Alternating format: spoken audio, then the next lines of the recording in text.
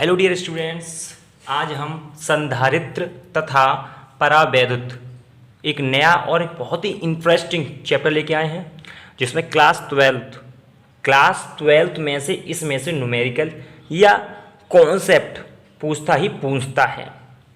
तो बिना किसी देरी के स्टार्ट करते हैं। वीडियो को पूरी देखना, आपको एक्यूरेट समझ में आएगा। इसमें कॉन्सेप्ट तथा न्यूमेरिकल दोनों की हम अच्छी तरीके से स्टडी करेंगे। तो लगे रहिए हमारी वीडियो के साथ। अगर वीडियो आपको अच्छी लगे तो वीडियो को लाइक, शेयर तथा चैनल को सब्सक्राइब जरूर करना। तो थैंक यू।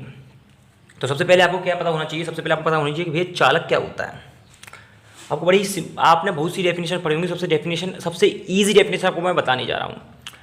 आपको पता होना चाहिए कि भाई चालक होता क्या है। तो सबसे पहले आपको चालक ही तो पता करना है। तो चालक में आपको क्या करना है कि वह पदार्थ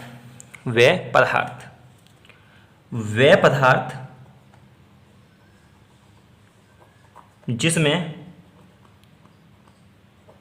विद्युत का प्रभाव आसानी से हो जाता है, चालक कहलाता है।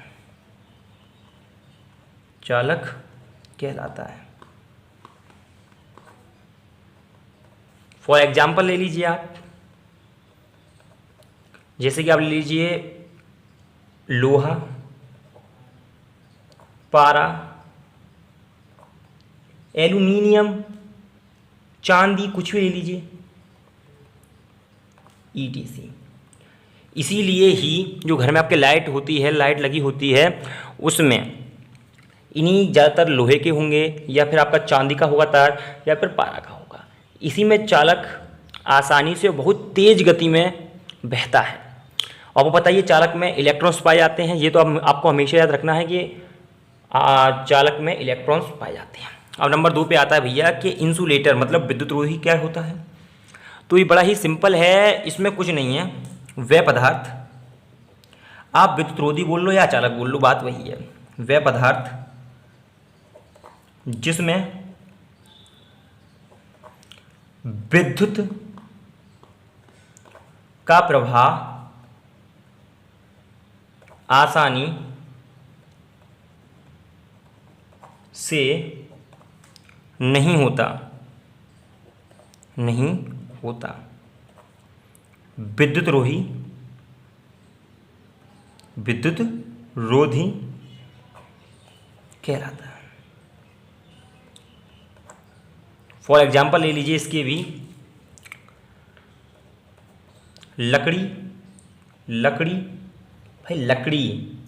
और आप ले लीजिए नमक, जिसको हम NaCl कहते हैं। NaCl में लाइट प्रभावित नहीं होती, विद्युत प्रभावित नहीं होता। अगर इसको पानी में घोल देते हैं तो इसका Na पॉजिटिव अलग और Cl नेगेटिव अलग हो जाता है, तभी इसमें लाइट प्रभाव होती है, अन्यथा इसमें लाइट प्रभाव नहीं होती। फॉर एग्जाम्पल आप कर सकते हो, एक डिब्बा ले लीजिए, डिब्बे में आप नमक भर दीजिए, नमक भरने के बाद आप इसमें तार लगा दीजिए, तार डाल दीजिए, और आप एक, जिसको आप कह सकते हो जो लाइट चेकर आता है, जिसको लाइट चेकर हम क्या कहते हैं, टेस्टर उसमें डालिए तो उसमें लाइट नहीं शो करेगा, ठीक है ना। तो आप ऐसे NaCl टेस्ट कर सकते हो, ETC। ओके, बहुत से एग्जाम्पल हैं, आपको पता ही होगा। तो ये तो आराम से इसको डेफिनेशन याद कर लीजिए। ज़्यादातर पूछ लेता है 2-2 नंबर में ये क्वेश्चंस, ये आपको वैसे भी इसको याद ही नहीं चाहिए भाई डेफिनेशंस, ठीक है ना। आपको ये डेफिनेशंस वैसे याद होनी चाहिए। अब जो नई डेफिनेशन है, बहुत ही इंटरेस्टिंग डेफिनेशन, जिसका नाम है वैद्युत धारिता। अब वैद्युत धारिता क्या होता है, पहले इसकी डेफिनेशन लिख लीजिए, उसके बाद इसको हम आपको बड़े ही आसान तरीके से इसको हम आपको समझाएंगे। मगर उससे पहले आपको एक चीज़ हमेशा याद रखनी है। जैसे ही आपके आंखों के सामने चालक शब्द आ जाए कि भैया चालक, तो हमेशा आप ये याद रख लेना कि चालक में इलेक्ट्रॉन हमेशा पाए जाते हैं, हमेशा चालक में इलेक्ट्रॉन पाए जाते हैं। आप इतना याद रखिए हमेशा, ठीक है ना। तो चालक में इलेक्ट्रॉन हमेशा पाए जाते हैं, ये आप हमेशा याद रखना। अब हम स्टार्ट करते हैं भैया कि वैद्युत धारिता मतलब इलेक्ट्रिक कैपेसिटेंस क्या होता है। सबसे पहले इसकी हम डेफिनेशन लिखते हैं, उसके बाद हम इसको अच्छी तरीके से समझेंगे। तो बड़ा ही सिंपल है, इसको समझ लीजिए, इसको समझ लीजिए। तो किसी चालक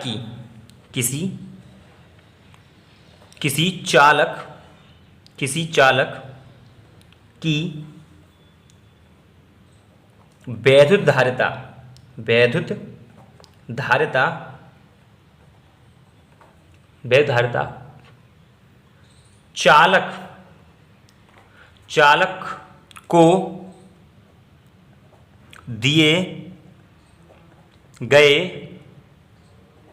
आवेश, दिए गए आवेश, दिए गए आवेश तथा तथा तथा चालक के विभव में होने वाली वृद्धि, चालक के विभव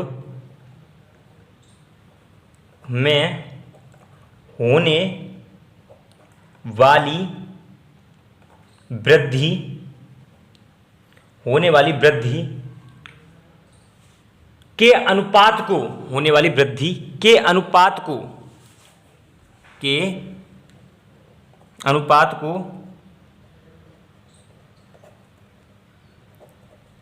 वैद्युत धारिता कहते हैं। इसे इसे इसे हम सी से डिनोट करते हैं, सी से प्रदर्शित करते हैं।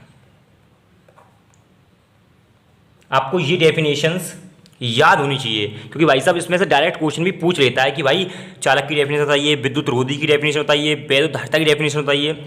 तो आपको ये डेफिनेशन याद होनी चाहिए बड़े ही आसान तरीके से। तो हम स्टार्ट करते हैं भैया कि भैया वैद्युत धारिता मतलब चीज़ है क्या, वैद्युत धारिता चीज़ है क्या। आपने कभी अपने पंखे में एक, जिसको हम कह सकते हैं कंडेंसर, कंडेंसर बोलते हैं जिसको बहुत से लोग, कंडेंसर पंखे में सफेद सफेद सा लगा होता है कंडेंसर, आपने वो देखा है? कंडेंसर कुछ ऐसे टाइप में होता है, इसमें दो तार लगे, तार निकले होते हैं, ठीक है जी। कंडेंसर इस टाइप का होता है, आपने सबने देखा ही होगा। अगर देखा है तो मुझे समझाना बड़ा ही आसान है। तो क्या होता है देखिए, इस डेफिनेशन से आपको समझा देता हूँ। किसी चालक की, चालक तो आपको पता ही है क्या होता है, डेफिनेशन बता सकता हूँ। किसी चालक की वैद्युत धारिता चालक को दिए गए आवेश तथा चालक के विभव में होने वाली वृद्धि के अनुपात को वैद्युत धारिता कहते हैं। मतलब कहने का बड़ा ही सिंपल है, जैसे कि आपका पंखा है, आपका पंखा है, जैसे कि पंखा बना दिया है मैंने पंखा, वैसे तो पंखा है। अब जैसे कि हमारी जो लाइट आती है भाई साहब, वो लाइट आती है कम से कम 10 एम्पियर, 20 एम्पियर, 25 एम्पियर, पर पंखे को चाहिए मात्र 2 एम्पियर। अब भैया इतनी एम्पियर की लाइट आ रही है, पंखे को चाहिए 2 एम्पियर की लाइट, तो भाई साहब ये कैसे हुआ? अगर इसको पूरी 25 एम्पियर की लाइट मिल गई तो ये फूक जाएगा, खराब हो जाएगा। अगर हमारे पास 2 एम्पियर की लाइट आ रही है और उसको चाहिए 5 एम्पियर की लाइट, पंखे को चाहिए 5 एम्पियर की लाइट और आ रही है 2 एम्पियर की लाइट, तो हम उसको देंगे तो पंखा नहीं चलेगा। तो इसीलिए ही भैया एक कंडेंसर का उपयोग किया जाता है, इसीलिए ही कंडेंसर का उपयोग किया जाता है। अब क्या होता है, जैसे कि लाइट कम हो या ज़्यादा, तो कम होगी तो ये जाएगा कंडीशन को लाइट देगा, तो कंडेंसर इसको लाइट को ले लेगा और इसको स्टोर कर लेगा। स्टोर करने के बाद पंखे को जितनी चाहिए लाइट, जितनी चाहिए उसको उतनी दे देता है भाई। क्या हुआ कि भाई साहब ये हुआ, हमारी 2 एम्पियर की लाइट आई, 2 एम्पियर भैया, और कंडेंसर को भैया कंडेंसर के पास आई, कंडेंसर ने इसको स्टोर कर लिया भाई, स्टोर स्टोर स्टोर स्टोर होने के बाद पंखे को कितनी चाहिए भाई, 5 एम्पियर की लाइट चाहिए पंखे को, 5 एम्पियर की लाइट चाहिए पंखे को। अब भैया जैसे ही इसके पास स्टोर हो गई कम से कम 5 से 6 एम्पियर लाइट, इतनी कम से कम इसके पास स्टोर हो गई। स्टोर जैसे ही हो गई, इसने इसको 5 एम्पियर दे दी, फिर ये स्टोर करने लग गया। तो ये इसी का कार्य करता है भाई, इसी का मतलब वैद्युत धारिता यही कार्य करती है भैया, यही सेम कार्य होता है। तो वैद्युत धारिता होता है क्या है, एक चालक होता है, चालक को कोई आवेश दिया जाता है, आवेश को स्टोर कर लेती है और फिर उसको जितना उसको देना होता है, जैसे कि इसको देना होता है 5 एम्पियर, 6 एम्पियर, 10 एम्पियर, कितनी भी लाइट देनी होती है उसको दे देती है, सटाक सीना हुई भाई साहब। अगर डायरेक्ट लाइट आएगी और पंखे में टकराएगी तो भाई पंखा फूक जाएगा। इसलिए भाई साहब इस कंडेंसर का उपयोग किया जाता है विद्युत धारिता का। और आपने कभी भी देखा होगा विद्युत धारिता वह होते हैं जैसे कि आपके लगे होते हैं, ये आपके देखे होंगे टावर से लगे होते हैं, कहीं पे परिपथ में लगे होते हैं ये। तो भाई किसी भी शेप किसी भी आकार का ये हो सकता है, किसी भी शेप किसी भी आकार का ये हो सकता है, एनी शेप एनी आकार, कुछ भी शेप का हो सकता है, ऐसा भी हो सकता है, ऐसा भी हो सकता है, किसी भी शेप का हो सकता है। ठीक है, आपको समझ में आया वैद्युत धारिता क्या होता है? अब इसका डायरेक्ट सबसे पहले इसका फॉर्मूला लिख लेते हैं, क्योंकि इसमें होता क्या है, इसमें फॉर्मूला इसको क्यों लिखवा रहा हूँ, फॉर्मूले में होता क्या है, Q प्रोपोर्शनल V, मतलब जितना आप इसमें आवेश दोगे, किसमें, इलेक्ट्रिक कैपेसिटेंस मतलब वैद्युत धारिता, जितना इस चालक को आप आवेश दोगे तो चालक का विभव उतना, तो आप क्या होता है कि Q प्रोपोर्शनल V है ना, तो Q चालक को जितना आवेश देगा इसका विभव उतना बढ़ेगा, जितना आवेश देगा उतना विभव बढ़ेगा, तो इसलिए हम Q प्रोपोर्शनल V लिखते हैं, Q प्रोपोर्शनल V। और आपको पता ही है प्रोपोर्शनल का चिन्ह हटता है तो यहाँ पे कांस्टेंट आता है K, मगर हम यहाँ पे K का प्रयोग नहीं करेंगे क्योंकि यहाँ पे कैपेसिटर की बात हो रही है, कैपेसिटेंस की बात हो रही है, तो यहाँ पे हम C का प्रयोग करेंगे, C इक्वल्स टू B। और C आपको बताइए कैपेसिटेंस है, धारिता है, जिसको हम C से पहले डिनोट कर चुके हैं, तो C इक्वल्स टू हम लिख सकते हैं Q अपॉन V। तो इसको हमेशा आप ध्यान रखना, ये फॉर्मूला होता है, ठीक है ना। तो ये बड़ा ही सिंपल होता है, इससे कोई दिक्कत की बात नहीं है। इतना कॉन्सेप्ट आपको क्लियर हो गया तो मैं आगे चल सकता हूँ, ठीक है ना। इतना कॉन्सेप्ट आपको क्लियर तो हो गया होगा। चालक डेफिनेशन, विद्युत रोही डेफिनेशन, वैद्युत धारिता, जिसको मैं आपको बड़े ही डिटेल में समझा चुका हूँ, और ये आपका, ठीक है ना। इसके ऊपर एक न्यूमेरिकल भी कर सकेंगे, उससे पहले हम एक और चीज़ पढ़ लेते हैं। तो सबसे पहले हम वैद्युत धारिता के ऊपर एक न्यूमेरिकल कर लेते हैं, वैद्युत धारिता के ऊपर एक न्यूमेरिकल कर लेते हैं। तो स्टार्ट करते हैं न्यूमेरिकल। इस क्वेश्चन को हम बड़े ही आसान तरीके से कर सकते हैं। तो क्या कह रहा है क्वेश्चन, किसी चालक में 5 एम्पीयर का वैद्युत धारा बह रही है तथा उसमें 5 वोल्ट का विभवांतर है, तो उसकी धारिता क्या होगी। तो अभी आपको मैंने क्या बताया था, मैंने आपको सिंप्लीफिकेशन ये बताया था कि आपका Q इक्वल्स टू CV होता है, तो C equals to Q upon V होगा कि नहीं होगा। ये फॉर्मूला आपको हमेशा याद रखना है अगर आपको धारिता निकालनी है तो। ज़्यादातर बड़े बड़े क्वेश्चनों में भी धारिता पूछता है, तो सबसे पहले हम छोटे न्यूमेरिकल से स्टार्ट करते हैं और बड़े न्यूमेरिकल आपको बाद में बता देंगे। तो इसको भी अब कॉन्सेप्ट क्लियर करना है, तो आपको ये न्यूमेरिकल आना बड़ा ही आवश्यक है। तो इसको आप स्वयं सॉल्व करिए पहले। किसी चालक पर 5 एम्पीयर की विद्युत धारा बह रही है तथा उसमें 5 वोल्ट का विभवांतर है, तो उसकी धारिता क्या होगी। तो C equals to Q upon V, तो आप डायरेक्ट मान रख सकते हैं। C यहाँ पे क्या है, वैद्युत धारिता है, Q आवेश है, V वोल्ट है, ठीक है ना। तो आप यहाँ पे क्या लिख सकते हो, C equals to Q upon V, 5 upon 5 बात करिए, C इक्वल्स टू 1। और इसका मात्रक पता ही होगा आपको क्या होता है, इसका मात्रक होता है फेरड। इसका मात्रक क्या होता है, फेरड,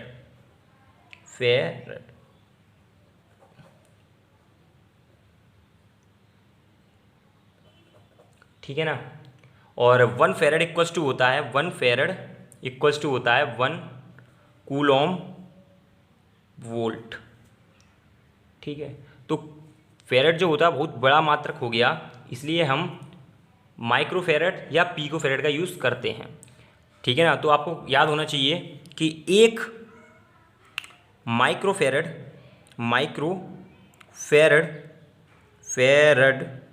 बराबर होता है 10⁻⁻⁶ फेरड, और एक पीकोफेरड बराबर होता है 10⁻⁻12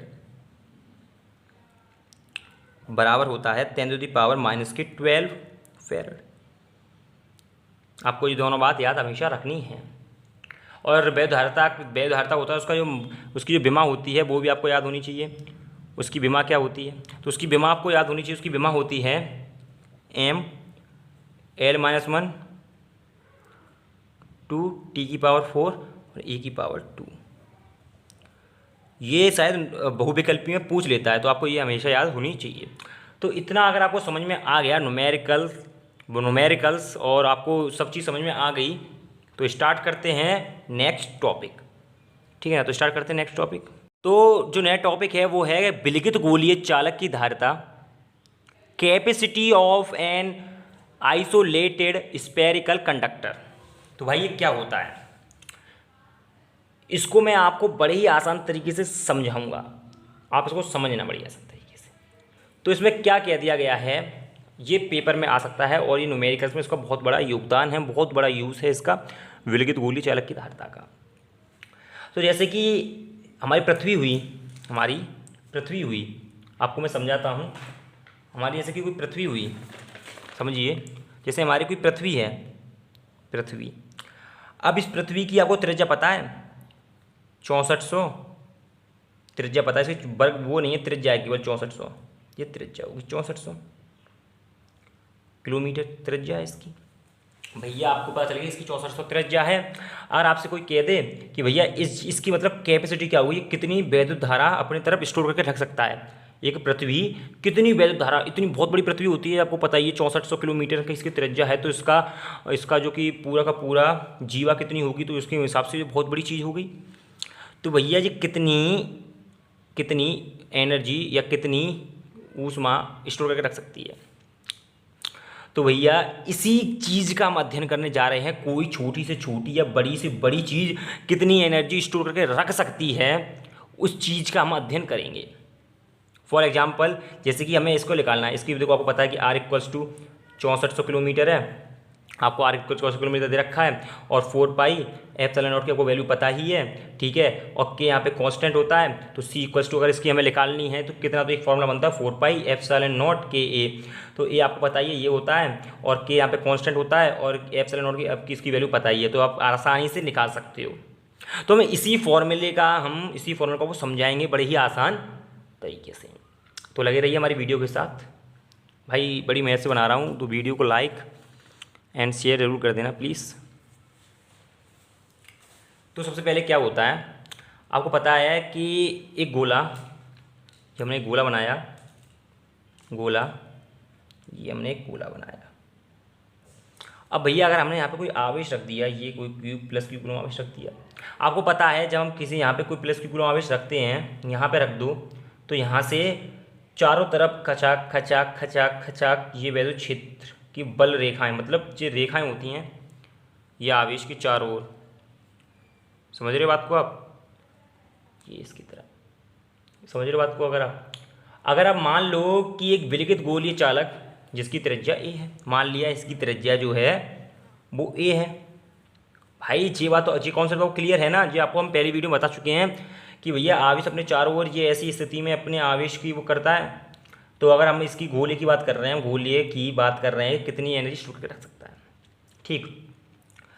तो सबसे पहले हमने माना इसकी त्रिज्या a है, a मीटर है, ठीक है ना, और के परावैद्युतांक वाले माध्यम में स्थित है। अब परावैद्युतांक माध्यम को पता ही है, परावैद्युत माध्यम क्या होता है, जैसे कि कांच हो गया, मोम हो गया, ये चीज़ें सारी क्या होती हैं, परावैद्युत माध्यम में स्थित होती हैं, ठीक है, ये चीज़ें परावैद्युत माध्यम में स्थित होती हैं। इस स्थिति में रखा, परावैद्युत माध्यम में रखा हुआ है। आप ये मैं बोलता जा रहा हूँ, आप साथ के साथ नोट कर लीजिए।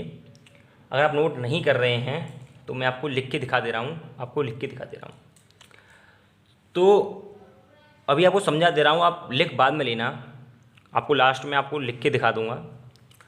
तो समझ लीजिए पहले कि मान लो कि एक विलिखित गोलीय चालक है जिसकी त्रिज्या a मीटर है और जो कि परावैद्युतांक माध्यम में स्थित है। गोलीय चालक के समीप कोई एक अन्य चालक नहीं है, कोई भी चालक, इसके आसपास कोई भी और दूसरा चालक नहीं है, केवल अकेला ही एक ही चालक यहाँ पे रखा हुआ है, ठीक है ना, आज के आसपास कोई भी चालक नहीं है, ठीक है ना, समझ रहे बात को। अब हम इसको प्लस क्यू कूलम आवेश देंगे, हम इस चालक को प्लस क्यू कूलम आवेश देंगे। आपने चीज़ पढ़ी होगी, हम किसी को भी अगर आवेश देते हैं तो उसकी सतह पर वो चारों तरफ एक तरीके से फैल जाता है। हमने इसको प्लस क्यू कूलम आवेश दिया, अब इसकी चारों सतह पे सब तरफ से फैल जाएगा, ये इसकी सतह पे चारों तरफ से फैल जाएगा ये, ठीक है ना, बाहरी पृष्ठ पर इसके चारों तरफ एक समान रूप से फैल जाएगा, और इसके प्रत्येक बिंदु पर जो विभव होगा वो समान होगा। इसी कारण गोलीय चालक के निचले वाली वैद्युत बल रेखाएं प्रथम गोलीय चालक के पृष्ठ पर लंबवत होंगी। अब बात समझ रहे हो ना, आप बात समझ रहे हो। तो इसीलिए अगर हमें वैद्युत विभव निकालना, आपने वैद्युत विभव का फॉर्मूला पढ़ा ही होगा, वैद्युत विभव का फॉर्मूला आपने पढ़ा है, V = 1/4πε0 Q/KA। अगर आपने ये वैद्युत विभव वाली वीडियो नहीं देखी तो डिस्क्रिप्शन में मैंने उसका लिंक दे दिया है, आप जाके देख सकते हैं सबसे पहले वो वाली वीडियो, उसके बाद आप इस पर आना। तो ये आपका जो फॉर्मूला होता है, ये वैद्युत विभव का फॉर्मूला होता है, V = 1/4πε0 Q/KA। आपको ये याद होनी चाहिए। अब सबसे पहले हमने आपको बताया है कि इसकी त्रिज्या a है, इसको प्लस क्यू कूलम आवेश दिया जाता है, यहाँ पे कोई बिंदु O है, तो भैया ये ऐसे इसकी बल रेखाएं ये इसको समान रूप से वितरित होंगी, चारों तरफ होंगी कि नहीं होंगी। तो एक प्लस क्यू कूलम दिया तो प्लस क्यू कूलम होगा, या माइनस क्यू कूलम दिया तो माइनस हो जाता, कुछ भी हो जाता, ETC। आपको ये पता है, तो हम अगर इसकी न्यूमेरिकल करेंगे, अगर इसका विभव निकालना है हमें, अगर इसका विभव निकालेंगे तो विभव कैसे निकाल सकते हैं हम, v equals to 1/4 pi epsilon not और q अपॉन के ए। इसको इक्वेशन नंबर 1 मान लो। आपको पता है c इक्वल्स टू क्या होता है, q अपॉन v होता है। इसको इक्वेशन नंबर 2 मान लो। अगर आप समीकरण 1 और समीकरण 2 को अगर आप इक्वेशन 1 एंड 2 को सॉल्व करोगे तो आपके पास क्या आएगा, समीकरण 1 और 2 को आप सॉल्व करोगे तो आपके पास क्या आएगा, आपके पास v की वैल्यू इसमें रख दो। तो देखिए c equals to q upon 1/4 pi epsilon not, तो q है ना, q यहाँ रख सकते हैं हम, और k हम ऐसे रख सकते हैं।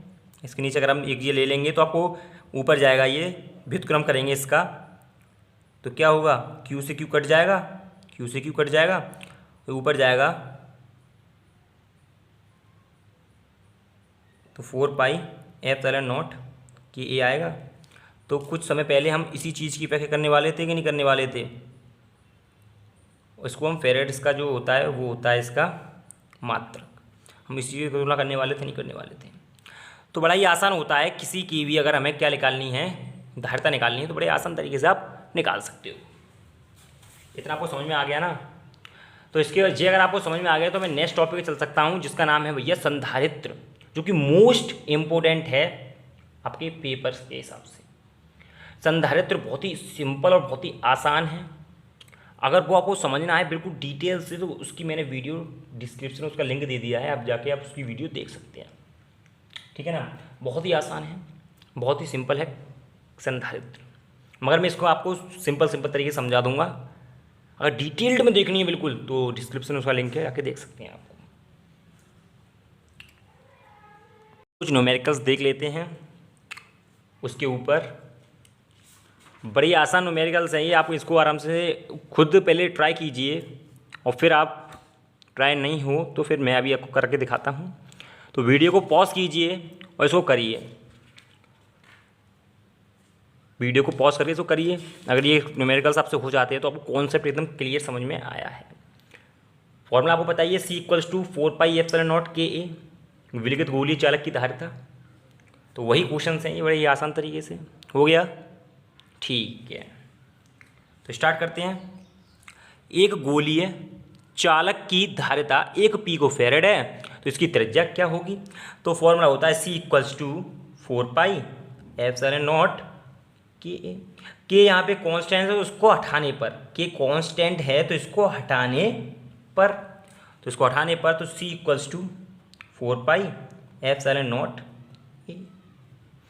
त्रिज्या आपको निकालनी है तो अगर इसको हम ऐसे लिख लें, a equals to c upon 4 pi epsilon not, तो कोई दिक्कत, नो दिक्कत। c इक्वल्स टू 1 पिकोफैरेड दे रखी है हमें, पिकोफैरेड कितनी दे रखी है हमें, धारिता में कितनी दे रखी है 1 पिकोफैरेड। तो आपको मैंने बताया था 1 पिकोफैरेड कितना होता है, 1 पिकोफैरेड कितना होता है, मैं आपको अभी बताया था कि 1 पिकोफैरेड होता है 10⁻⁻12 फैरेड होता है कि नहीं होता है, होता है कि नहीं होता है। तो सिंप्लीफिकेशन आप कर सकते हो, तो 10⁻⁻12 इंटू 1/4 पाई की वैल्यू आपको पता है, 1/4 पाई एप्सिलॉन की वैल्यू पता है आपको क्या होती है, इसकी वैल्यू जो होती है वो होती है 9.0 इंटू 10⁹ तो 9 इंटू 10⁹ कर सकते हैं। तो आपका आंसर क्या आएगा, आपका आंसर आएगा 9 इंटू 10⁻³ मीटर। ये आपकी ए की वैल्यू निकल के आई, त्रिज्या आपकी इतनी निकल के ये आई है। पढ़ाई आसान है, कोई दिक्कत की बात नहीं है, क्वेश्चन कभी भी पूछ लेता है, 2 नंबर पूछ लेता है। अब ये थोड़ा डिफिकल्ट है, इसको आप समझ, अगर आपने कर लिया हो तो बहुत ही गजब, अगर नहीं किया तो मैं आपको करा दे रहा हूँ कि पारे की 8 समान गोलीय बूंदें इस प्रकार आवेशित हैं कि उनमें से प्रत्येक पर 5 वोल्ट का विभव आ जाए। अब यदि इन बूंदों को मिलाकर एक बड़ी गोलीय बूंद बना दी जाए तो इसका विभव कितना होगा, समझिए आप। तो अब समझिए इस बात को कितना होगा। तो आपको एक चीज़ हमेशा याद रखनी चाहिए कि गोला होता है, पारे की गोली बूंद, तो गोला जो होता है उसका जो पूरा आयतन होता है वो कितना होता है 4/3 पाई r क्यूब, ये होता है गोले का आयतन। ठीक है, तो क्या क्वेश्चन क्या कह रहा है कि पारे की 8 समान गोलीय बूंद इस प्रकार आवेशित हैं कि इनमें से प्रत्येक पर 5 वोल्ट का विभव आ जाए। अब यदि इन बूंदों को मिलाकर एक बड़ी गोलीय बूंद बना दी जाए तो इनका विभव कितना होगा, हमें विभव की ही गणना करनी है। तो समझिए बात को, बड़ी बूंद का आयतन, बड़ी बूंद का आयतन, बड़ी बूंद का आयतन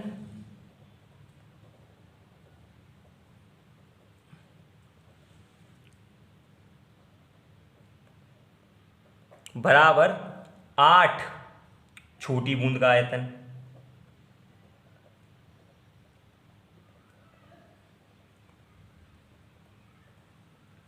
हमने मान लिया कि भैया बड़ी बूंद को हम आर की त्रिज्या मानेंगे और छोटी बूंद को हम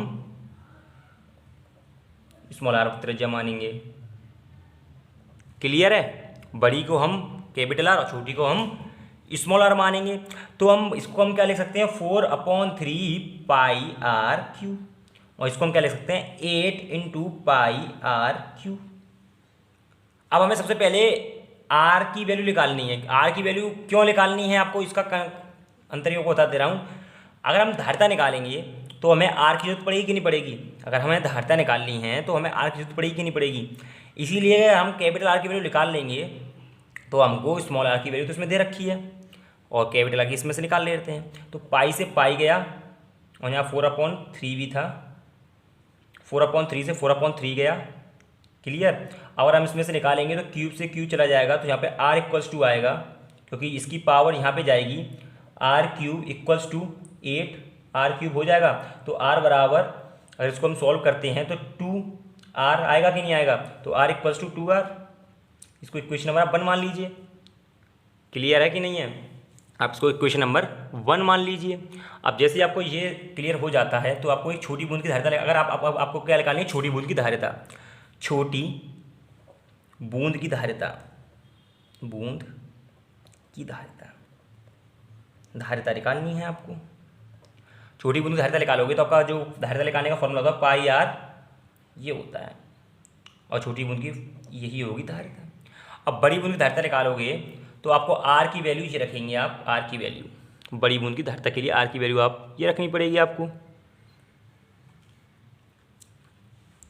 तो देखिए, छोटी बूंद की धारिता, बड़ी बूंद की धारिता, बड़ी बूंद की धारिता, तो 4πε0 और आर की रखेंगे हम 2r, आर की हम क्या रखेंगे, 2r। क्लियर है? फेरेट। अब क्या करना है हमें, छोटी बूंद पर आवेश, अब छोटी बूंद पे हमें आवेश निकालना है। तो छोटी बूंद पर अगर हम आवेश निकालेंगे, छोटी बूंद पर आवेश निकालेंगे तो हम कैसे निकालेंगे? तो देखिए, छोटी बूंद पर आवेश,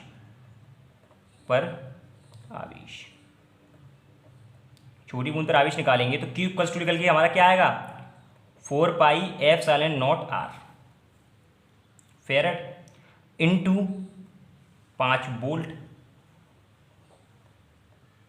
क्योंकि हमें 5 वोल्ट ऑलरेडी दे रखा है, 5 वोल्ट। ठीक है ना, क्वेश्चन में 5 वोल्ट दे रखा है तो 5 वोल्ट यहाँ पे इसको रख देंगे, क्योंकि आपको क्या पता है, आपको पता है Q = IT होता है कि नहीं होता है? Q = आपको फॉर्मूला पता नहीं है आवेश का, आवेश का फॉर्मूला क्या होता है, आप ये आपने पढ़ा था, क्या पढ़ा था आपने, C = Q/V पढ़ा था आपने कि नहीं पढ़ा था? तो अगर हम Q निकालेंगे तो CV होगा कि नहीं होगा, धारिता इंटू वोल्ट, तो हमने वही किया है। तो Q = हमारा क्या निकल के आया है यहाँ पे, Q = हमारा क्या निकल के आया है यहाँ पे, 4πε0 5r, 4πε0 और 5r, ये निकल के हमारा आया। देखिए, आप देख सकते हैं, आप आराम से देखिए, ε0 है ये r है। क्लियर है? ये तो छोटी बूंद का आवेश निकाला है, अब हम निकालेंगे बड़ी बूंद का आवेश, बड़ी बूंद का आवेश। तो बड़ी बूंद का आवेश हम साइड में निकाल सकते हैं, यहाँ पे बड़ी बूंद का आवेश, बड़ी बूंद का आवेश,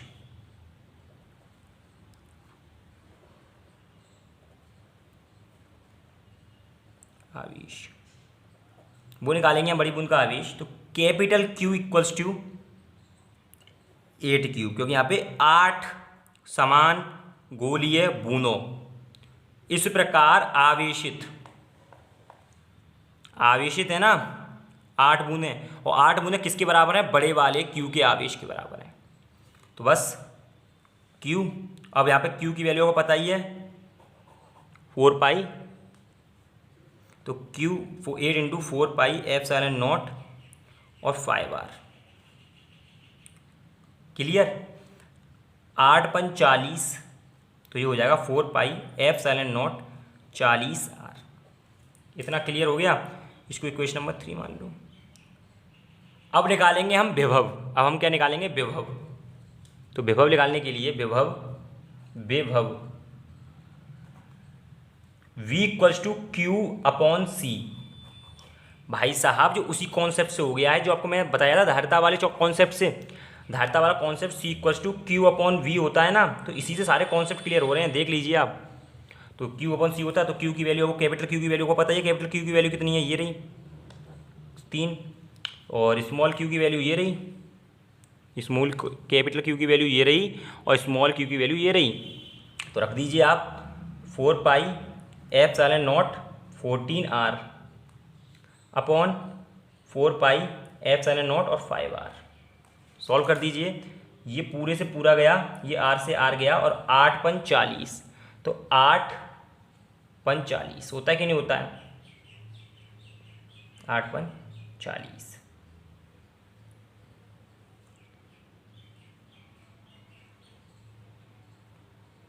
वोल्ट आंसर। ये देख सकते हैं आप। कोई गलती हो गई हो तो एक आध गलती थोड़ी सी हो गई होगी किसी ना किसी चक्कर में, वैसे तो एकदम क्लियर है, कॉन्सेप्ट यही है सेम टू सेम। ये क्लियर हो चुका है तो स्टार्ट करते हैं एक नया टॉपिक, इसी में आगे बढ़ते हैं संधारित्र पे।